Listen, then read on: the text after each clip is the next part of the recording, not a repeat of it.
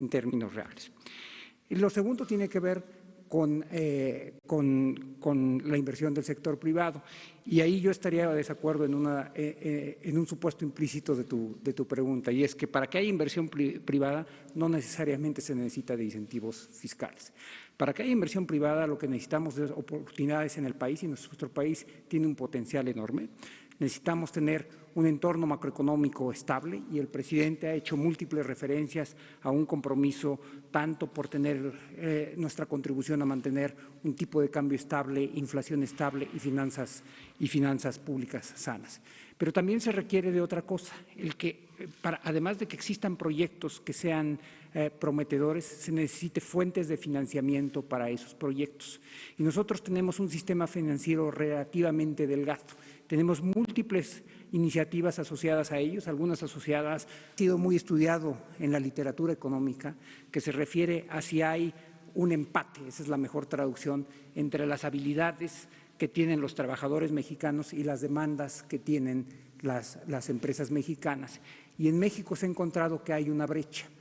¿Cómo cerrar esa brecha? Una parte y una iniciativa muy importante es el programa de Jóvenes Construyendo el Futuro, donde in situ están adquiriendo esas habilidades que les van a permitir, una vez que termine el programa, insertarse en mejores condiciones en el mercado laboral. Es decir, un joven que está haciendo una práctica a través de este programa en un hotel, en un año va a tener las habilidades que se requiere para trabajar en ese hotel, y ya sea ese hotel o otro hotel o otra empresa del mismo sector estará en mejores condiciones de contratar. Y no se trata nada más de que encuentre un empleo, sino de que muy probablemente las posibilidades de que encuentre un empleo formal serán mayores. Gracias. Sí, estamos trabajando, es un proceso. El gobierno actúa a partir de un plan de desarrollo con una estrategia y tiene tiempos para ir enfrentando los grandes y graves problemas nacionales. Se dice, y hay razón, de que la política es tiempo, entre otras cosas. Iniciamos con el combate a la corrupción de arriba hacia abajo, porque es arriba donde se fomenta más la corrupción. La corrupción no se da, lo hemos dicho varias veces, de abajo hacia arriba, es de arriba hacia abajo. Abajo tenemos incluso la fortaleza de contar con una gran reserva de valores culturales, morales, espirituales, para regenerar la vida pública. No es cierto de que la corrupción sea parte de la cultura de nuestro pueblo, es un absurdo. En nuestro pueblo hay muchos valores, es un pueblo honesto, el pueblo de México. Arriba es otra cosa. Es un sistema político presidencialista y tiene mucho peso el proceder del presidente. Si el presidente actúa de manera honesta, esto va permeando y va obligando a otras autoridades a actuar de la misma manera. Pero no nos vamos a quedar solo en erradicar la corrupción arriba. Tienes razón, tenemos que hacerlo en todo el gobierno. Estamos ya definiendo estrategias para que se enfrente la corrupción en oficinas, en mandos medios, en todo lo que tiene que ver con la fiscalización estamos presentando una iniciativa de reforma legal en el Congreso para tener una ley de confianza. Por ejemplo, creo que aquí una vez lo planteé, nada más que va a iniciar su aplicación a partir de la aprobación, desde luego, en el Congreso y cuando estemos ya preparados. Queremos suspender a todos los inspectores, no dejarlos sin trabajo, sino que se ocupen de otras cosas. Vamos a quitar toda la vigilancia, la regulación que se hace en establecimientos comerciales, en empresas. Vamos en una primera etapa solo a dejar la vigilancia del quién es quién en los precios para combustibles, lo que hace la Procuraduría del Consumidor. Pero todos los demás inspectores van a dejar de llevar a cabo esa labor. Y se llama Ley de Confianza Ciudadana porque vamos a que el dueño de una empresa, de un comercio, el prestador de un servicio, manifieste bajo protesta de decir verdad que conoce la ley, que conoce los reglamentos, que conoce cómo tiene que actuar con rectitud, si se trata de un restaurante, si se trata de un comercio, las medidas de seguridad, todo lo que se establece en los reglamentos. De modo que no vaya el inspector a supervisar, porque lo que suele pasar es que el inspector llega a recoger el soborno, el moche.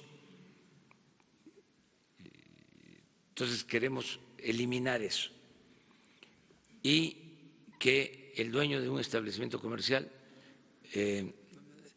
se inscriba en un padrón, decía bajo protesta de decir verdad, y solo se realicen sorteos periódicos cada 6 meses, cada año, y si le corresponde ser supervisado, entonces con la participación de las cámaras, ir al lugar, al sitio, al establecimiento comercial, empresarial y llevar a cabo la supervisión. Si actuó con rectitud, con integridad, si dijo la verdad, se le da un certificado de buen comportamiento, como un buen ciudadano. Si mintió, pues se aplica la ley y ya queda enlistado para ser supervisado permanentemente. Entonces, esto va a ayudar mucho porque estamos hablando de economía, estamos hablando de salud, desde luego de comercio, de medio ambiente, de todo lo que tiene que ver con la inspección en las calles. Una medida, entre otras. Y desde luego no tolerar la corrupción, no permitirla, cero corrupción. Aquí aprovecho para decir que ayer fue un día muy difícil para nosotros por la violencia, por lo que sucedió en Coatzacoalcos, ahí en un centro recreativo llegaron delincuentes, cerraron las puertas de salida de emergencia y incendiaron el lugar. Y es muy lamentable, nos llena de tristeza el que hayan perdido la vida hasta ahora 25 personas, hombres y mujeres. Muy triste todo esto. Y en las primeras investigaciones estamos contando con información de que los posibles responsables ya habían sido detenidos y se les dejó en libertad. Ahí hay un problema que tiene que investigarse sobre la actuación de la Fiscalía en Veracruz. Y estamos pidiendo al fiscal general que se atraiga este asunto, este lamentable hecho, y que se lleve a cabo una investigación a fondo, porque son dos cosas. Una, lamentable que la delincuencia organizada actúe de esta manera.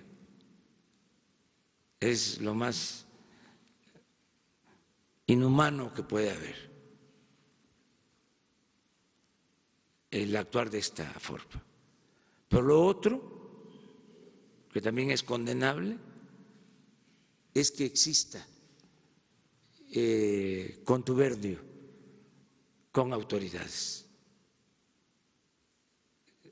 Lo mínimo que tenemos que hacer es separar tajantemente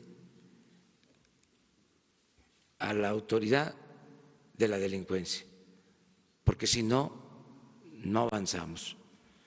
Entonces, este caso lamentable tiene que ir al fondo y investigar autoridades, no solo castigar a quienes cometieron estos horrendos y lamentables crímenes, sino también a la autoridad, porque si se detuvieron antes a estas personas y se les dejó en libertad, tiene que justificarse por qué se hizo. Entonces, hoy vamos ya a proceder legalmente. Entonces, es corrupción, porque este contubernio, esta asociación delictuosa entre criminales y autoridades, en el caso de que así se demuestre, es corrupción. Y es lo que tenemos que ir también combatiendo.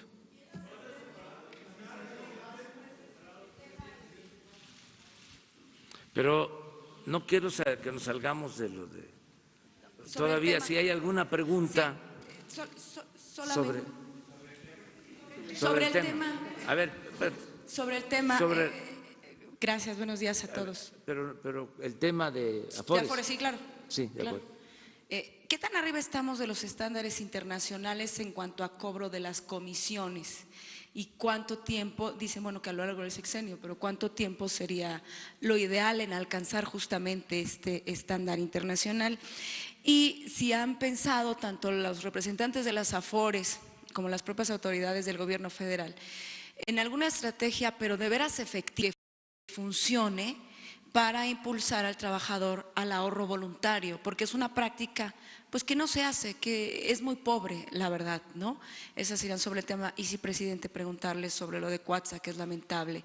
¿Cuánto tiempo tenían de haber salido estas personas, los presuntos responsables? Y si se podría considerar este ataque como un acto de terrorismo. Muchas gracias. Muy bien, empiezo con la parte de los niveles de ahorro. Como vieron, en México estamos ligeramente abajo del 1%. Probablemente el país que tiene el sistema de ahorro del retiro más avanzado de América Latina es Chile, que por cierto, y sirve como una referencia, manejan el 60% del PIB en ahorro, es decir, tienen niveles 4 veces superiores al mexicano, lo cual nos hace llevar a la segunda parte de tu pregunta. Estos fondos en Chile son el resultado, yo diría, de 2 o 3 cosas diferentes. Una, que empezaron antes que nosotros en el proceso, pero también que hay aportaciones voluntarias y obligatorias superiores. Y ese claramente es uno de los retos. En términos del ahorro voluntario y del ahorro obligatorio, nosotros vamos a tener que explicar muchísimas cosas. Esto parecería desde el punto de vista teórico uno de los temas más fáciles de resolver, porque cuando un trabajador ahorra hoy de cualquiera de las dos formas, en realidad es un consumo diferido. Es un consumo que no hace hoy, pero que lo va a hacer de hecho cuando lo necesita más. Y parecería ser un tema muy sencillo, pero en realidad en la práctica en México y en la mayor parte de los países ha sido un tema extraordinariamente complejo. Va a requerir que lo expliquemos nosotros desde el gobierno, pero también va a requerir que lo hablemos con los trabajadores, que lo hablemos con los empresarios y que juntos construyamos un sistema que sea más justo para los trabajadores. Nuevamente, para regresar a tu primera pregunta, en Chile los niveles deben estar en promedio como alrededor del 65%, 65-70%, lo cual quiere decir algo de 60-70 puntos base, quiero decir, es 0.7 de un punto porcentual, lo que quiere decir que a lo largo de 5 años una cantidad equivalente más o menos a 30-25 puntos base en México estaría disminuyendo de manera homogénea. Lo que va a haber del otro lado son 2 cosas. Para que las AFORES puedan ir disminuyendo sus comisiones, tienen que ser más eficientes y eficaces, y eso es a lo que ellos se han venido comprometiendo. También en la medida en que el sistema va creciendo, el costo por administración por cuenta va disminuyendo. Entonces, estas 2 cosas se van componiendo una con la otra. Bueno, sobre lo mismo y yo contesto después. Isabel Arvide, buenos días, señor presidente. Resulta que si la edad de retiro, y no me dejará mentir el señor secretario, con quien tiene Afore está en 65 años y para su gobierno la edad de un adulto mayor es en 68 años, resulta también que usted encabeza una generación, nuestra generación de adultos mayores, que no va a poder retirarse, porque usted no va a tener Afore, no tiene tampoco seguro social, no tiene nada, y yo sí creo en los más de 45 años que ha trabajado, ¿no? Entonces, mi pregunta es, no solamente cómo va a poder retirarse usted, sino cómo vamos a poder retirarnos toda esta generación que nació 48, 49, 50, 51, 52, que ya es un problema de ahorita. ¿Y dónde está la cultura de protección a estos adultos mayores, trabajadores? Y estamos hablando de un presidente, de un mesero, de un periodista, exactamente igual, que existe en otros países y no existe en México.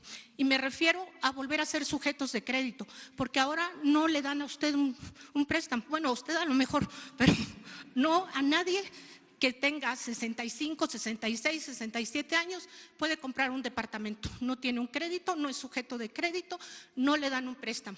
El Monte de Piedad cobra 60% para los préstamos y ahora reciben hasta bolsas, de todo reciben, pero cobran 60%.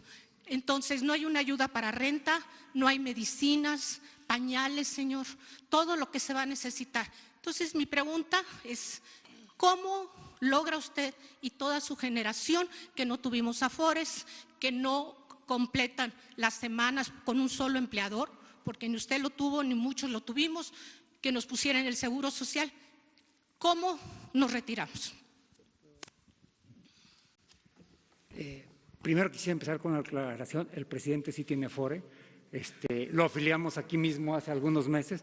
Su Afore es el pensionista. Entonces sí está contribuyendo a su pensión de retiro. Pero no dejas de tener razón. Hoy alrededor, si tomamos las cifras oficiales, alrededor del 66% de los mexicanos está en un empleo formal, pero de ellos la mitad están en trabajos eventuales, lo cual quiere decir que no cotizan. Para todo efecto práctico, alrededor del 35, 36, 37% de los trabajadores mexicanos están cotizando de manera formal. Entonces, tenemos un problema con las otras 2/3 partes. Y ese es el problema que enfrentamos hoy, en el 2019. Un trabajador que, como tú señalabas, tiene 65 años, o pensemos en un trabajador que tiene 75 años, que entró a trabajar hace 55 años. En el México de 1961, los trabajos formales eran todavía menores. Pero ese trabajador probablemente estuvo contribuyendo toda su vida a la actividad económica de este país y se retiró con una pensión pequeña o con una pensión baja. Y como los sistemas de pensiones no están atendiendo a esos tipos de trabajadores, no porque no quisieran trabajar en un empleo formal, sino porque el México de los 50, de los 60 no ofrecía esos empleos. Es por eso que está el programa de pensión universal para los adultos mayores. Es el reconocimiento de que aun cuando los sistemas formales los estamos construyendo ahorita, todavía tenemos una deuda con una gran parte de los trabajadores mexicanos que a lo largo de su vida no tuvieron esta oportunidad. Pero esa es también la razón por la que tenemos que fortalecer este sistema, porque apostarle a tener sistemas de ahorro sólidos y robustos no es resolver el problema de hoy, es resolver el problema de 20, 30, 40 años, cuando los jóvenes que hoy tienen 20, 25 años se estén retirando. Es muy fácil tratar de dar la vuelta a un problema que no nos va a tocar a nosotros. Lo responsable es que lo estemos atendiendo desde ahora. Mira, es muy importante, Isabel, lo que planteas. Lo ideal sería que nosotros logremos establecer en la práctica lo que se conoce como estado de bienestar, que el mexicano tenga seguridad desde que nace hasta que muere. Ese es un ideal, se ha convertido en realidad en países europeos. Yo creo que después de la Segunda Guerra Mundial es el acontecimiento más importante que han logrado los gobiernos europeos. Desafortunadamente, ahora con las nuevas políticas se fue desmantelando el estado de bienestar, no en todos los países, en los países nórdicos se mantiene y es pues un seguro de vida, porque al llegar a una determinada edad ya se cuenta con una pensión suficiente, se haya laborado en una empresa o no. Cuando se llega a una edad ya se tiene una pensión y se tiene el derecho a la salud, a los mínimos de bienestar. Ese es un ideal. Podemos ir hacia allá y estamos pensando en esa utopía, esa bella utopía que se pueda convertir en realidad. Va a requerir tiempo porque va a depender de que tengamos, desde luego, una administración pública eficiente y honesta, porque eso ya lo tendríamos si no hubiese imperado por tanto tiempo la corrupción. Pero pueden decir, no se puede financiar suelen decir algunos técnicos, no todos, los que no tienen dimensión social. Vienen los actuarios y hacen las llamadas corridas y quiebra el gobierno. No tienen fondos. Nada más que es cosa de hacer cuentas, ¿no? Nosotros tuvimos, por ejemplo, 2 sexenios con ingresos petroleros como nunca en la historia y ingresos que no obtuvieron otros gobiernos, y todo eso se fue por el caño de la corrupción o se desperdició. Entonces, sí se puede, teniendo un buen gobierno, manejando con responsabilidad las finanzas públicas, sin corrupción, sin derroche, sin gastos superfluos, o sea, y si se añade a esto crecimiento económico. Si logramos que haya crecimiento económico, entonces pues va a aumentar la recaudación, vamos a tener finanzas públicas fuertes y vamos a tener excedentes para poder financiar el estado de bienestar. Es un proceso. Yo les pongo un ejemplo. Nosotros estamos entregando pensiones a 8 millones de adultos mayores, en efecto de 68 años en adelante para toda la población, y a propósito, mira lo que tengo yo aquí.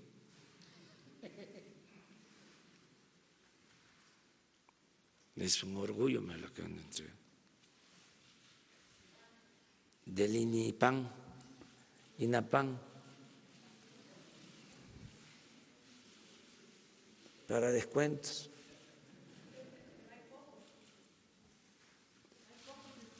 Sí, por eso, pero… Ellos somos los mayores. Bueno,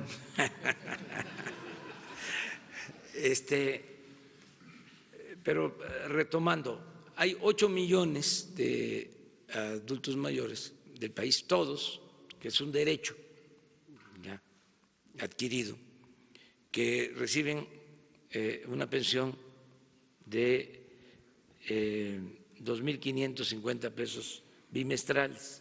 Son todos, es universal.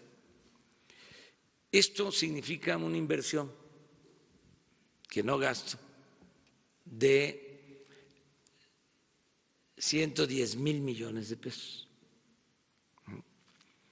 Se puede decir, es bastante, sí, porque se aumentó al doble, más del doble, porque antes era la mitad y no era universal. No se le daba pensión adicional a los que ya estaban pensionados del ISSSTE, del Seguro, o en Pemex o en las Fuerzas Armadas, en fin. Ahora es universal, pero son 110,000 millones. Si nosotros aumentáramos esta pensión 3 veces, significarían 350,000 millones de pesos. Y ya estaríamos con un promedio de 1.5 salario mínimo. En una familia, si son 2 adultos mayores, ya es un ingreso que les permite salir adelante, ¿no? Sí se puede hacia adelante, independientemente de la pensión por el trabajo. Esto puede constituir un complemento, es una de las formas para garantizar hacia el futuro que se tenga un mejor ingreso, independientemente de dónde viene, sino que los mexicanos, por haber nacido o quienes estén viviendo en este país, tengan ese derecho. Si se compara con otros gastos, bueno, hablé de 350,000 millones. El presupuesto es de 6 billones.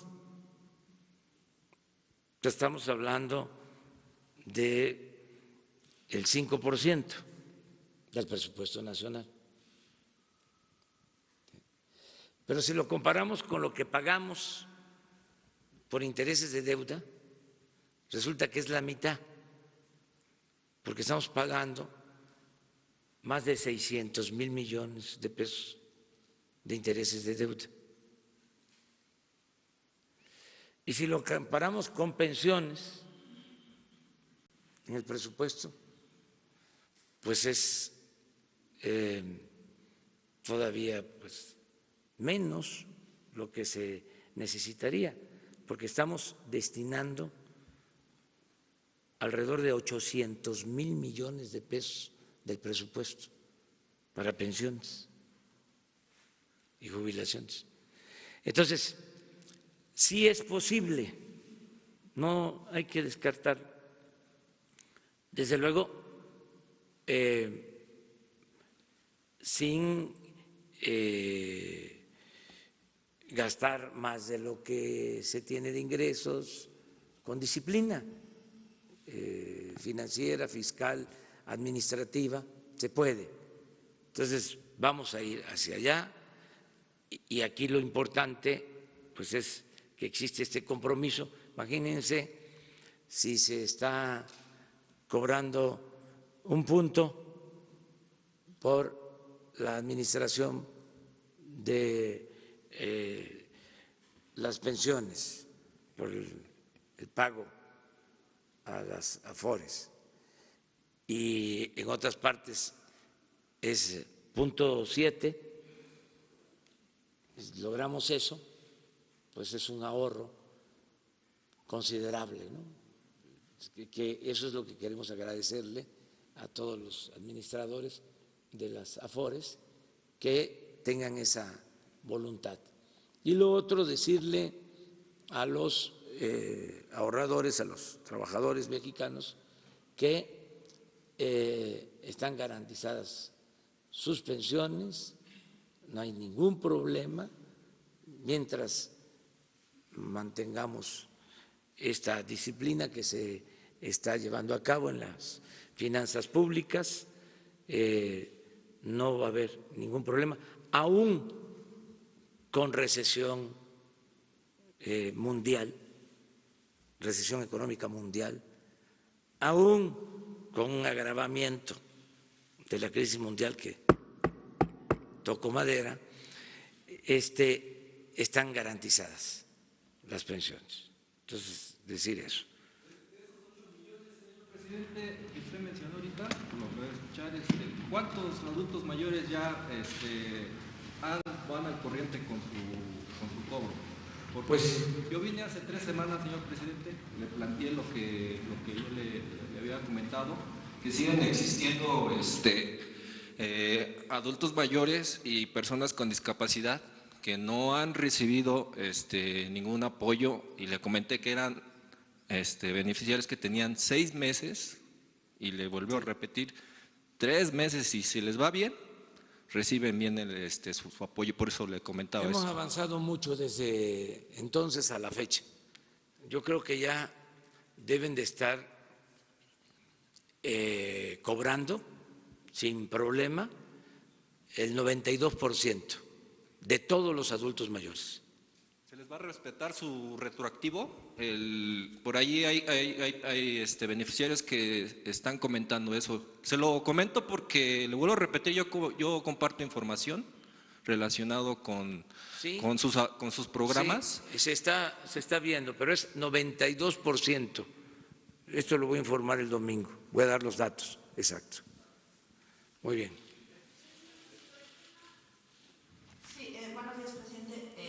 Del tema de Coatzacoalcos, yo le quiero preguntar, también hubo un asesinato terrible de 3 niñas en Ciudad Juárez. Siguen ocurriendo pues estas tragedias.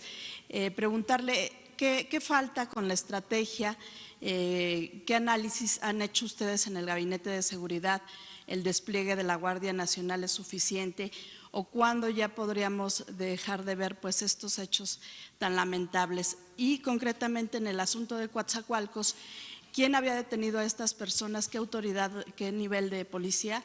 Y si la Fiscalía las liberó, ¿en qué plazo? ¿Y cuál fue el argumento para liberarlas? ¿Y qué información más tienen sobre quién pudo cometer este atentado? Bueno, gracias. Es un tema complejo, es el principal problema que estamos enfrentando. Estamos seguros que vamos a salir bien con el tiempo. Es algo complejo porque se dejó crecer muchísimo. No es echarle la culpa a los que se fueron, pero no se atendieron las causas que originan la inseguridad y la violencia y se simuló de que les preocupaba el problema de la inseguridad y la verdad no se aplicaron a fondo. Entonces creció mucho el problema, tan es así que estos crímenes están vinculados a bandas. Es decir, estamos hablando de delincuencia organizada.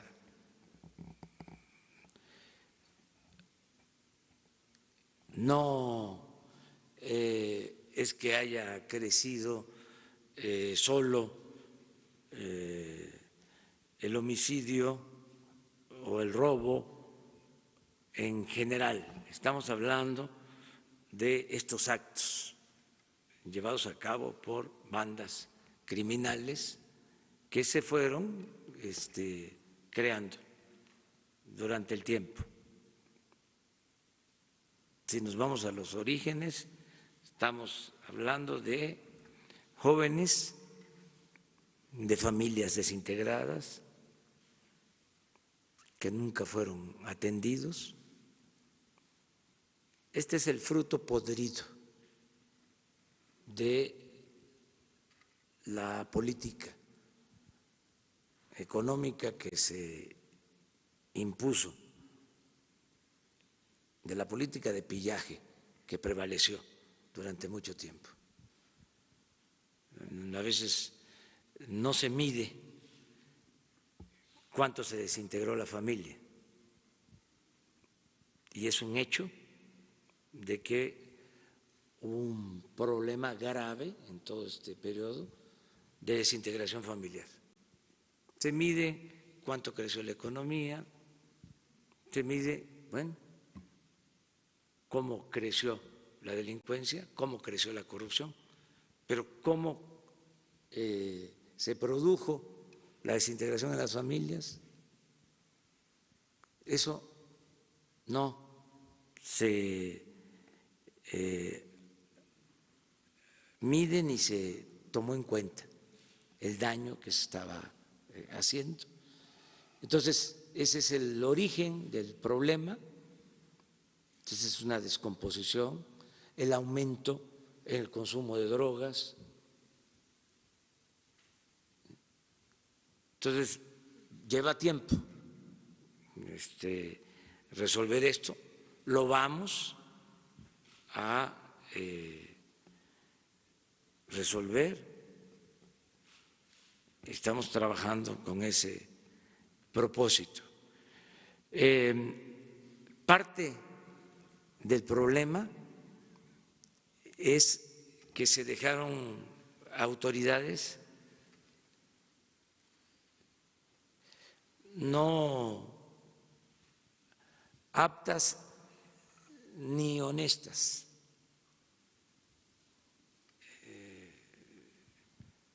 La crisis de México también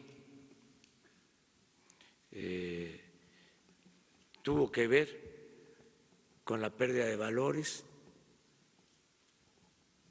y con el hecho de que gobernaba gente sin principios, sin ideales, y sigue sucediendo.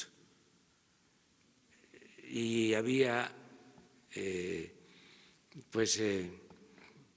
una actitud de complicidad, no había frontera entre delincuencia y autoridades, y este es uno de esos casos. De acuerdo a la información que tenemos, y eso va a corresponder a la Fiscalía investigarlo, que estoy hablando de un presunto delito de complicidad. La Marina detuvo al que se le acusa también presuntamente de haber participado en este crimen. Detuvo la Marina a esta persona y lo dejaron en libertad en la Fiscalía General en el mes de julio. Y ya habían antecedentes sobre casos parecidos. Entonces, por eso se va a hacer la investigación, la estamos solicitando. ¿Usted considera que la Fiscalía está ligada con la corrupción, es cómplice del crimen, la estatal, el fiscal estatal? Se tiene que investigar,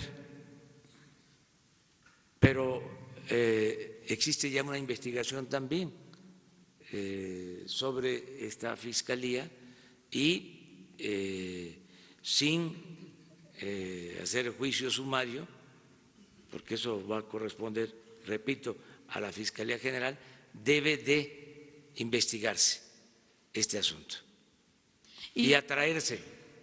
Y finalmente, presidente, no sé si le llegó ya una carta del gobernador de Tamaulipas. Él acusa de que los integrantes de la Guardia Nacional son muy pocos los que se designaron para Tamaulipas y que es el Estado el que está cumpliendo con esta función. Si se va a reunir con él y qué respondería. Gracias. Mañana se va a reunir con él el secretario de Seguridad Pública y también lo está haciendo el secretario de la Defensa. Lo van a buscar para que haya un trabajo coordinado, porque también hubo actos violentos en Nuevo Laredo el día de ayer, lo mismo, y pues hay que actuar de manera coordinada.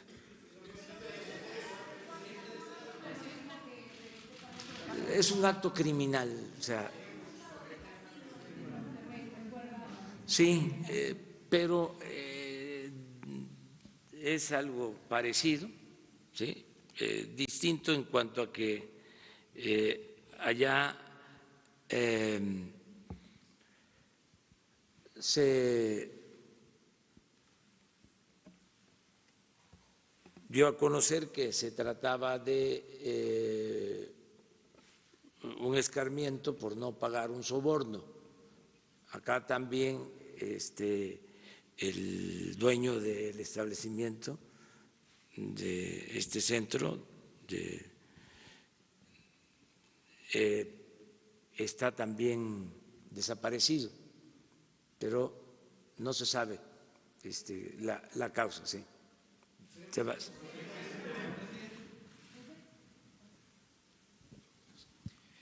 Buenos días, señor presidente, señor funcionario, Carlos Montesinos de la Hoguera.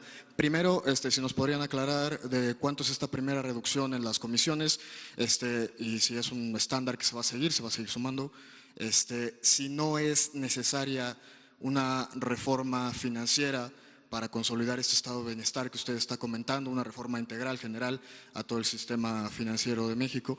Y segundo, ligando estos dos temas que estamos tratando, si el secretario nos podría comentar sobre esta información que se dio a conocer de que antes de que terminara la administración de Enrique Peña Nieto se descongelaron o se desvolvieron cuentas que estaban ligadas al cartel de Sinaloa. Muchas gracias. Bueno, a ver lo del… Empiezo muy rápido por la segunda, es muy fácil porque no sé cuáles cuentas te refieres. En la parte de las comisiones, eso como señalé, van a ir bajando de manera paulatina y va a ir de la mano de un esfuerzo de eficiencia de las manejadoras de los fondos de pensiones.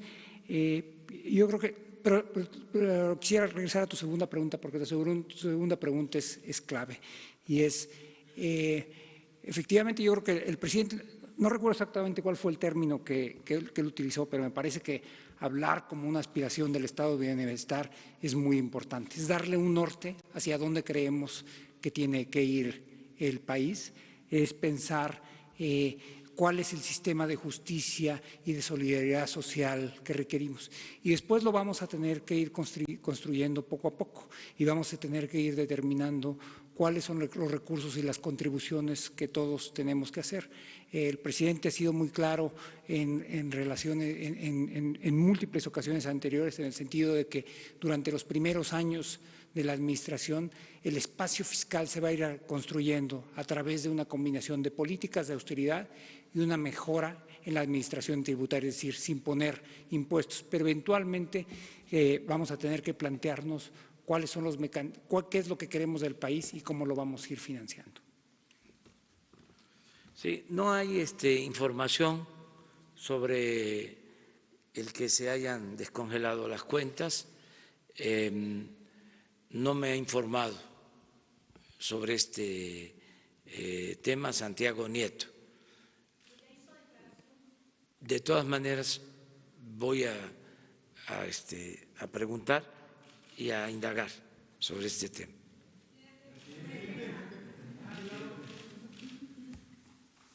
Gracias, presidente. Alfonso Bárcenas, de Cadena Raza. Preguntar sobre el tema de la inseguridad. ¿Realmente usted cree que su gobierno cuenta con el respaldo tanto de la autoridad judicial como de los gobernadores? Porque sabemos que no es únicamente responsabilidad del gobierno federal de la seguridad.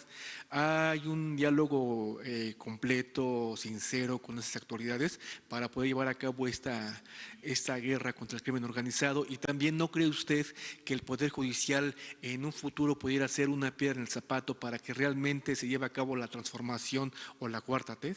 Gracias, presidente. Mire, nosotros buscamos trabajar de manera coordinada. Lo hacemos con todos los gobiernos y no hemos tenido problemas mayores. En el caso de los gobernadores, y es nuestra obligación trabajar de manera coordinada, más cuando se trata de la seguridad de los ciudadanos. Entonces vamos a procurar seguir con lo mismo. En el caso del Poder Judicial, ellos están haciendo ya una labor de limpia, porque en efecto hay jueces, magistrados que han otorgado protección a delincuentes. Esto está demostrado. Lo importante es que ya el Poder Judicial está actuando. Pero también quiero dejar de manifiesto que lo mejor es la cooperación de todos, cerrar filas.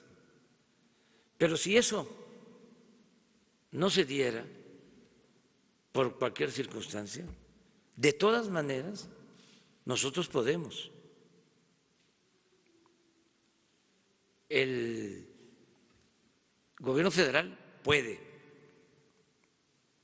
y vamos a garantizar la paz.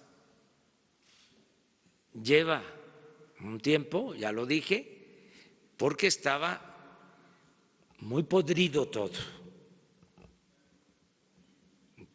Muy podrido. No había fronteras entre delincuencia y autoridades. Y es un proceso de limpia, pero es una garantía el que no tengamos nosotros relación ni compromisos con grupos de intereses creados. Esa es una garantía. Yo nada más tengo un amo, que es el pueblo de México. Ningún grupo, por poderoso que sea, por criminal que sea, va a estar por encima del interés general, del interés de la nación, del interés del pueblo. Entonces, vamos a ir poniendo orden, lleva tiempo, se va avanzando, estamos atendiendo las causas, lo que nunca se había hecho, se abandonó por completo a los jóvenes, se apostó a querer resolver el problema solo con medidas coercitivas, con el uso de la fuerza, y pues eso no dio resultado. Entonces ya hay una estrategia distinta, completamente distinta. Hay quienes quisieran que regresáramos a lo de antes, ante estos hechos lamentables, quisieran, a ver, ya, racias,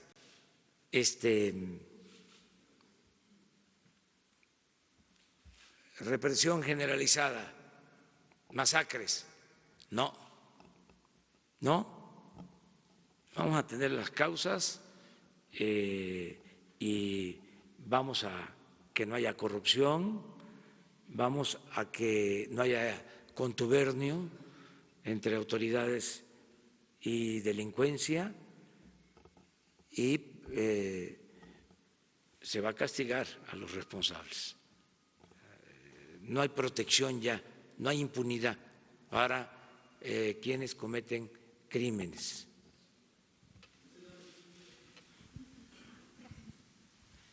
Buenos días, presidente. Jocelyn Gutiérrez, de Político.mx. Para preguntarle cuál es su reacción frente a la postura del diputado del PT, Óscar González Yáñez, el cual promueve una iniciativa para regular los medios de comunicación. Cabe mencionar que la misma bancada del partido y la Secretaría de Gobernación se deslindó totalmente de esa propuesta. También para preguntarle, sabemos que usted asistirá a la plenaria de los senadores de Morena. ¿Planea darle algún jalón de orejas por las peleas que se han suscitado en los últimos días o qué mensaje les ofrecería en este caso? Gracias. Bueno, o sea que lo primero, yo soy partidario de la libertad de expresión, no creo en la regulación, creo, como lo sostenía Sebastián Lerdo de Tejada, que la prensa se regula con la prensa. O sea, no tiene que haber censura, tiene que haber libertad absoluta. Aquí también aprovecho, porque tengo que ir contestando, es mi oportunidad. Aprovecho para decir que no tuvimos absolutamente nada que ver en la salida de Televisa de Loret de Mola. Para que quede claro. ¿Asegura su papá, Rafael Loret de Mola, que usted tuvo un contrato con Televisa para que saliera por $1,000 millones de pesos? No es cierto. Lo quiero dejar así de manifiesto. Nosotros nunca le hemos pedido a un director de un periódico, al dueño de una estación de radio, de televisión, que censure a un periodista. No solo eso, ni siquiera le hemos pedido, como se dice coloquialmente, frías a nadie en medios de comunicación, porque también se puede dar el caso de que vengan a vender favores. Lo que diga mi dedito. Nada. Que quede esto totalmente claro. No somos iguales. Nosotros tenemos principios, tenemos ideales. Y lo que estimamos más importante en nuestra vida es la honestidad. Entonces, aprovecho para aclararlo. Pero me preguntaste otra cosa. Le pregunté sobre su asistencia a la plenaria de los senadores de Morena, si usted planeaba darle un jalón de orejas. No, pues. No, eso no. No, el mensaje que va a darles algún Voy mensaje. a hablar con ellos, nos vamos a reunir con diputados y senadores. Voy a aprovechar, les adelanto, para entregarles una carta a los que son militantes de Morena, para fijar mi postura, porque yo soy militante de Morena con licencia y ahora hay procesos de elección en Morena y quiero dejar en claro, primero, que nosotros luchamos muchos años para que no se usara al gobierno a favor de ningún partido. Fue una lucha de siempre. Nos hicieron mucho daño porque la elección no era libre, no era limpia y se metían los gobiernos. Entonces nosotros no podemos actuar de la misma manera. El gobierno no va a intervenir en lo que corresponde a las elecciones en Morena ni en ningún partido. ¿Sí? Es más, el gobierno no va a intervenir en procesos electorales. No se va a utilizar al gobierno ni el presupuesto del gobierno, y los servidores públicos del gobierno que participen van a tener que renunciar. Y además de darles esa garantía que tiene que ver con nuestras convicciones, con nuestros principios, también les vamos a pedir que se mantengan en ese principio, pero eso de manera respetuosa y como una recomendación, que mantengan ideales, que mantengan principios, porque lo que acaba a los partidos es el pragmatismo, la falta de ideales, la falta de principios, el buscar triunfar a toda costa, sin escrúpulos morales de ninguna índole. Eso es lo que acaba a los partidos, la ambición del poder por el poder. Entonces, que se ponga siempre por delante el interés general, el interés de la nación. Es muy lamentable que partidos que surgen defendiendo causas justas terminan muy mal. Yo, si el partido que ayudé a fundar, Morena, se echara a perder, no solo renunciaría a él, sino me gustaría que le cambiaran de nombre, que ya no usaran ese nombre, porque ese nombre nos dio la oportunidad de llevar a cabo la cuarta transformación de la vida pública del país. Entonces, no se debe de manchar ese nombre.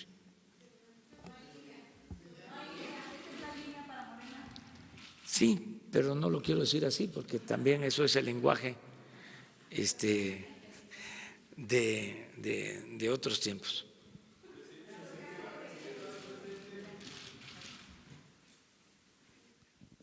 Gracias, señor presidente. Sandra Aguilera, del Grupo Larsa Comunicaciones. Quisiera saber si tienen algún mensaje para los mexicanos que viven en Estados Unidos sobre los Afores, ya que hemos tenido varias llamadas y nos han escrito diciéndonos que han tratado de comunicarse para saber su estado de cuenta de Afores y no tienen información. Además, han acudido a los consulados y tampoco tienen nada que decirles. Quisiéramos saber si ustedes han pensado en ellos. Gracias. Bueno, para todos los trabajadores mexicanos tenemos distintos medios de comunicación, tanto las aplicaciones de teléfono como el ISAR, con el cual pueden contactar a la Afore y pedir información.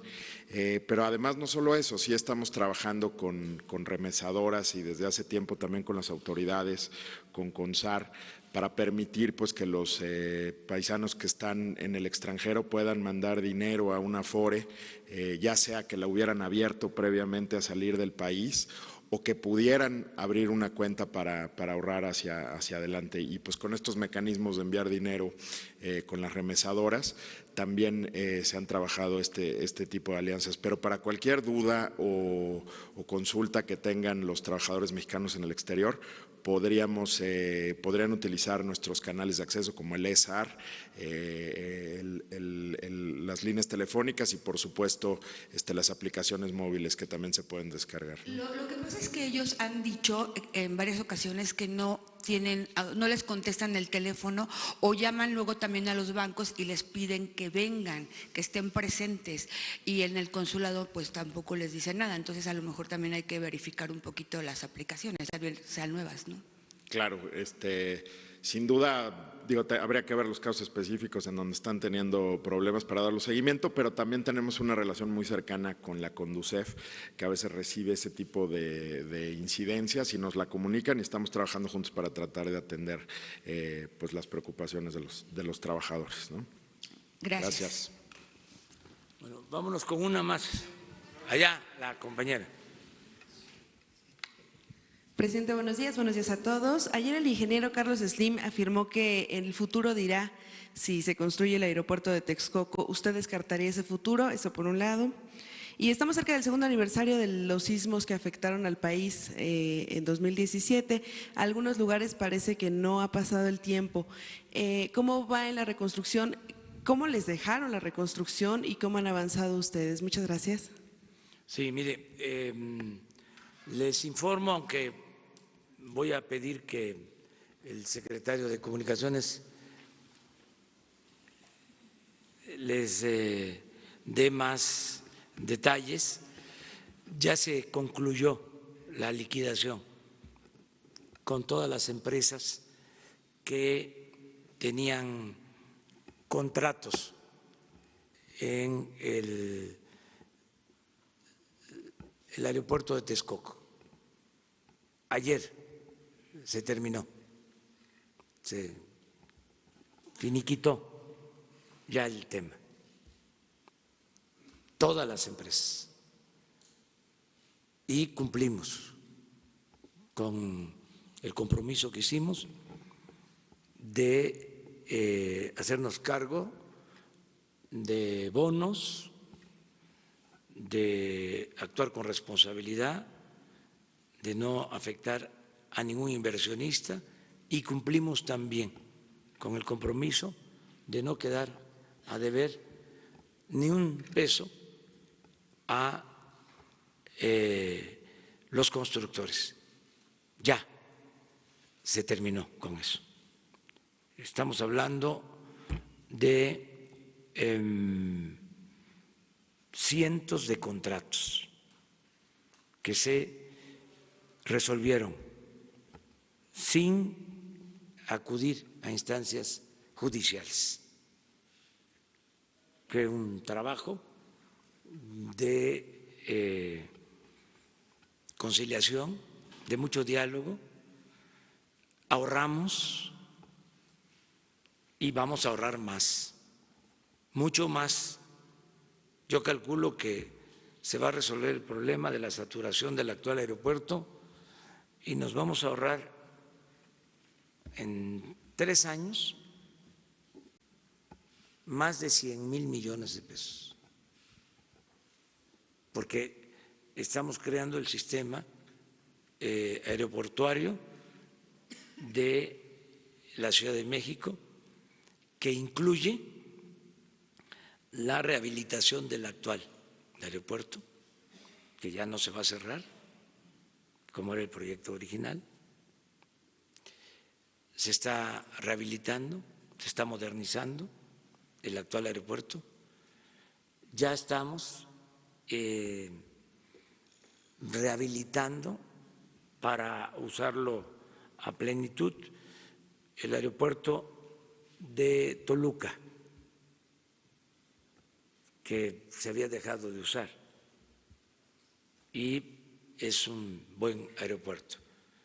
Estamos llevando a cabo acuerdos, ahí el gobierno federal va a convertirse en dueño del aeropuerto o accionista principal del aeropuerto de Toluca para ese propósito. Y lo tercero es que va el aeropuerto Felipe Ángeles en la base aérea militar de Santa Lucía. Va, a pesar de la lluvia de amparos, vamos a construir el aeropuerto en Santa Lucía. Entonces, de esta manera, con mucho menos dinero, con menos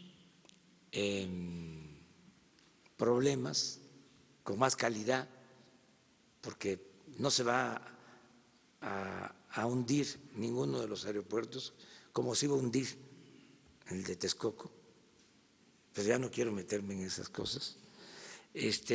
Vamos a rescatar el lago de Texcoco y vamos a mejorar el servicio. Entonces ya, ayer precisamente me informaron sobre este asunto y le voy a pedir al secretario de Comunicaciones que les amplíe sobre este tema. Agradecer también a los empresarios de los gasoductos,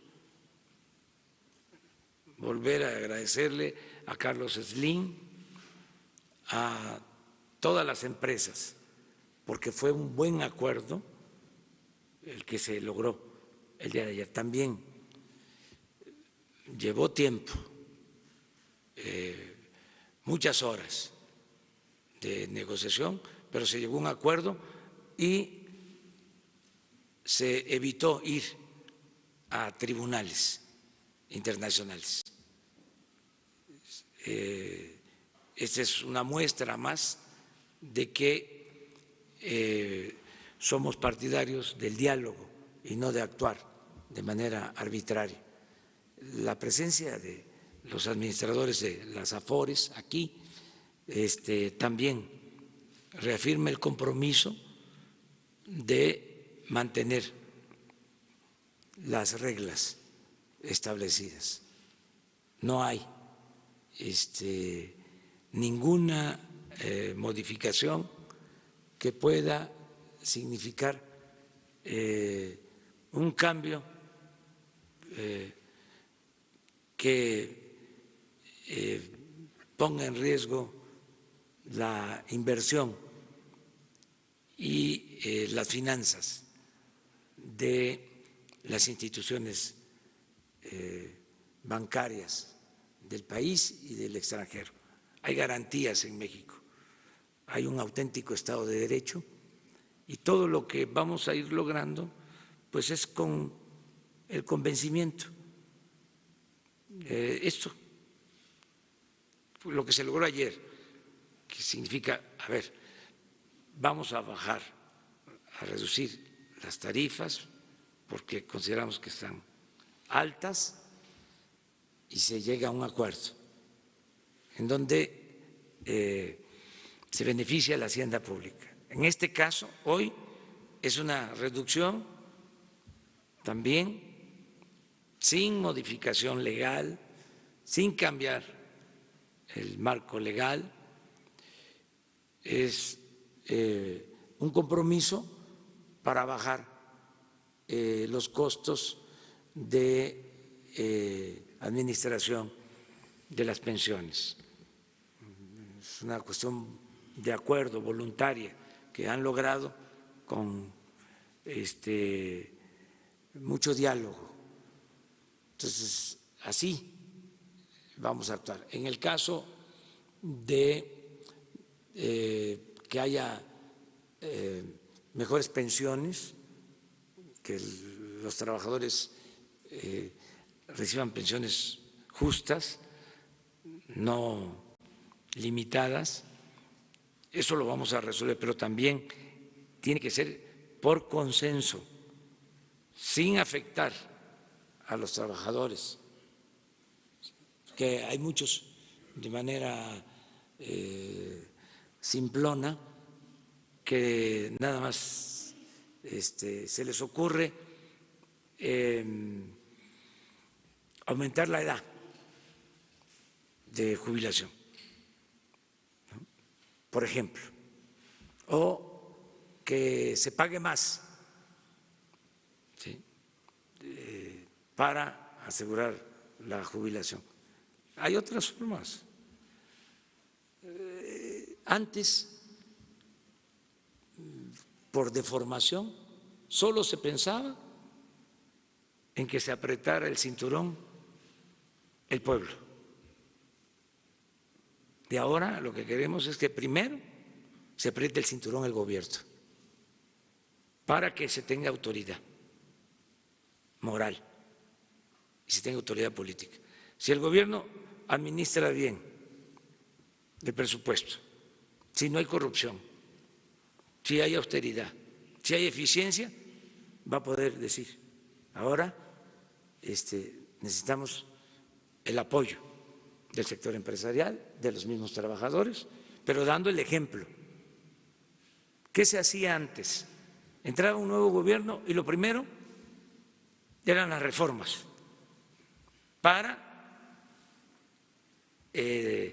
afectar a la gente bajo cualquier consideración. Estaba de moda de que en otros países se pagaba más impuestos, que la contribución fiscal con relación al producto en otros países era del 50, del 60%. Eso estaba de moda, ya no lo estoy escuchando mucho. Pero decía, en México es muy poco, hay que subirle. Entonces ahí viene la reforma fiscal. Al mismo tiempo que estaba, lo voy a decir así, de manera coloquial, al mismo tiempo que estaba la robadera a todo lo que daba.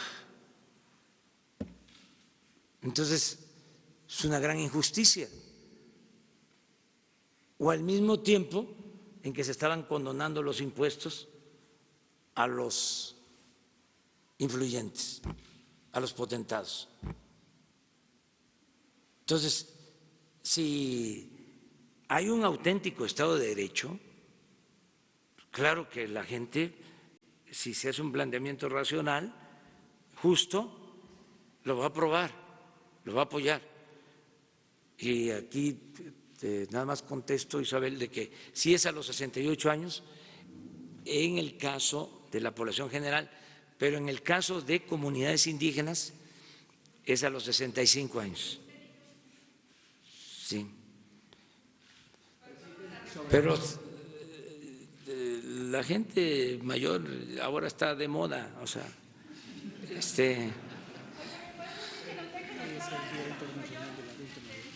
hoy es el Día Internacional del Adulto Mayor. Un aplauso.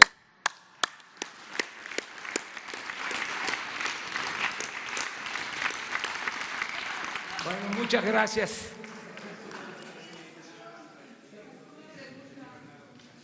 ¿Para? Sí. A lo de la reconstrucción, vamos a informar aquí. Ya se está preparando el informe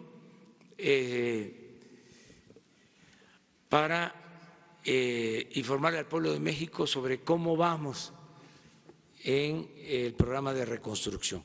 O sea, qué se recibió, cuánto se ha invertido este año, cuál es el avance, qué tenemos pendiente. Vamos a informar. Lo vamos a hacer la semana próxima, aquí. Va a estar Román Meyer, que es el responsable de la Secretaría de Desarrollo Urbano, y David Cervantes, que es especial el responsable de todo el programa de reconstrucción. Sí, vamos avanzando. Vamos avanzando. Para el director de las AFORES, el señor Bernardo González, por favor. Sí. Ya han explicado ampliamente cómo se ha mejorado el manejo del ahorro y obviamente el beneficio que tendrán los trabajadores que tienen AFORES. Sin embargo, yo podría decir que los programas o los contratos que tienen es 10-1 en contra de los trabajadores, ya que durante 22 años las AFORES han manejado contratos, pues hay que decirlo, ventajosos. Y prueba de ello es que en los últimos 10 años las AFORES han ganado más o menos 400,000 millones de pesos, mientras que los trabajadores apenas si pueden jubilarse con el 20 o el 30% de su salario al momento de que lo hagan. En ese sentido, quisiera saber si ustedes están en la disponibilidad de que los 3.3 billones de pesos que están en la AFORE y que representan el 14.5 o 6% del Producto Interno Bruto, podrían invertirse en proyectos de palanca de desarrollo para el país que beneficien verdaderamente a los trabajadores, al Estado y, por supuesto, a ustedes. Gracias por la pregunta. Mira, respecto de las utilidades que comentabas, ¿no? Yo creo que ese es un tema. Tenemos que hacer un mejor esfuerzo como administradoras de fondos de ahorro para estar cerca de la gente y para explicarles muy bien lo que hacemos. Yo creo que hay un desconocimiento generalizado de muchas de estas pues de las realidades que ocurren a veces en el sistema. Una percepción generalizada es esta que comentabas, de que las utilidades han ido creciendo en el tiempo de las AFORES. La verdad es que es al contrario. O sea, un poco lo que señalaba yo en las palabras que dije hace rato, es que las AFORES hemos disminuido nuestras comisiones en más del 90%, pues desde que se creó el sistema en 1997 a la fecha. Y como decía el secretario, rompimos esa barrera del 1% al principio de esta administración. Y yo creo que es difícil ver algún otro servicio financiero que en tan corto tiempo haya disminuido tanto sus comisiones. Respecto de las utilidades, a veces se ha dicho que las utilidades han crecido. La verdad es que cuando tú ves en pesos constantes lo que ha pasado con las utilidades de las AFORES, pues va de la mano de una disminución de estas utilidades, la disminución de las comisiones. Entonces, en realidad hemos tenido en los últimos 6 años, por ejemplo, han disminuido las utilidades de las AFORES en casi 15%. Y esto va de la mano de un incremento en los costos regulatorios del 51%. Son en los últimos 10 años los costos que han enfrentado las AFORES en materia de regulación, de sobreregulación, es del 51%. Entonces, ¿cuál es el acuerdo que estamos trayendo aquí? Por supuesto que estamos haciendo un compromiso de buscar eficiencias, pero las vamos a hacer, como lo dijo bien el presidente de la República, a partir de dialogar y de encontrar dónde están esos espacios para generarle valor al trabajador mexicano, para generar que la pensión sea más alta. Y esto es disminuyendo la regulación y, por supuesto, nosotros siendo mucho más eficientes en los costos.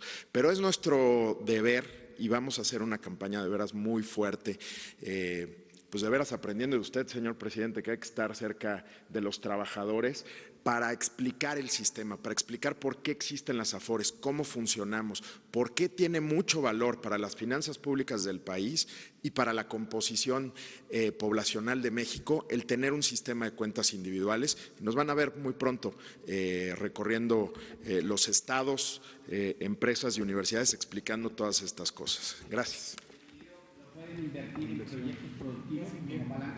El proyecto ya está, también comentaba, ¿no? Tú a cualquier estado de la República que vayas, ahí están las obras de infraestructura, hospitales, escuelas que se construyen con los recursos de todos los mexicanos. Nos volvemos inversionistas.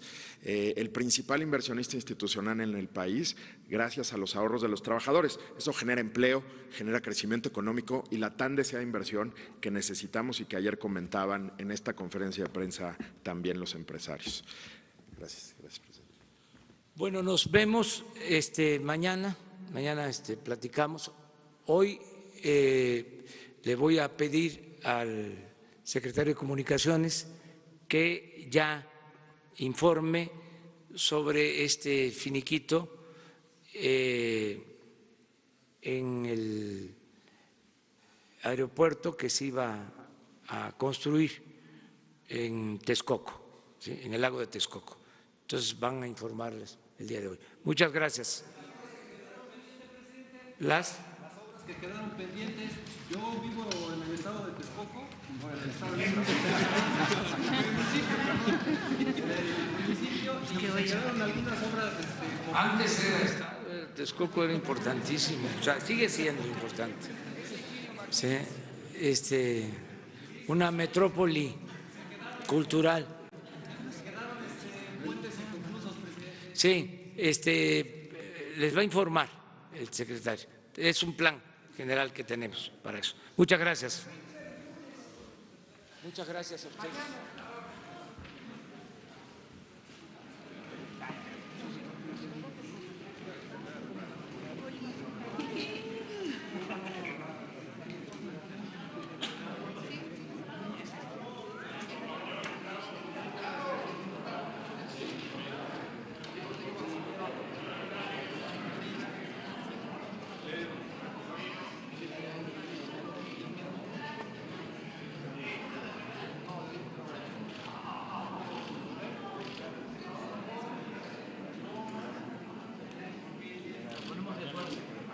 Ya está de conocimiento.